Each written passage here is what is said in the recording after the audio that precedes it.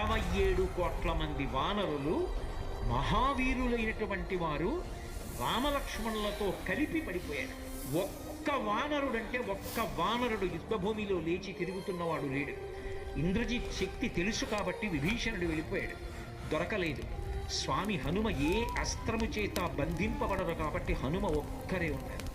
అందరిలో పెద్దవాడు, బ్రహ్మ యొక్క అంశలో వచ్చినవాడు జాంబవంతుడు నేల మీద పడిపోయి ఉన్నాడు. విభీషణుడు కాగడా పట్టుకుని అడిగాడు, తాతా కుశలమేనా అని అడిగాడు. వానరులలో శ్రేష్ఠుడైన హనుమ బ్రతికి ఉన్నారా అని అడిగాడు జాంబవంతుడు.